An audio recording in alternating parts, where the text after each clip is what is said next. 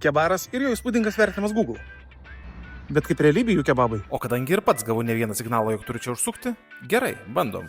Griebiu Irano ir kadangi dirbo pats Sinanas, leidžiuosi jo įkalbamas paragauti firminio turkiško kebabo už 8 eurus, kurio esmė - lavašas apkeptas pomidorų padaže. Beje, pomidorų padažas sakė jo, tačiau irgi pliusas. Tuomet įsitaisau žalioje terasoje ir laukiant, leidžiu akti Floraduo pasirūpinti mano žarnynu. Na, kad po rimto maisto neapsunkčiau ir galėčiau tęsti darbingą dieną. Čia gaunasi kaip mano vitaminai skrandžiui. Beje, pamiršau paminėti, kad užsisakau štai tokių salotų. Jos būna prie kebabo lėkštėje, bet aš norėjau atskirai paragauti. Ir neprašojau. Gaivios, skanios, su lengva rūgštele, žodžiu, labai patiko. Beje, įdomi detalė, jog įrankiai čia metaliniai. Tačiau praktiškai ne kebabinė, o restoranas. Neužilgo ant stalo atkeliauja ir firminis kebabas. Jis mane pakeri savo aukso spalva ir rimtų dydžių. Dėl sugerto pomidorų padažo netraškus, o toksai maloniai minkštas. O dydis kaip mano galvos. Tad vizualiai apžiūrėjus priekaištų tikrai neturiu.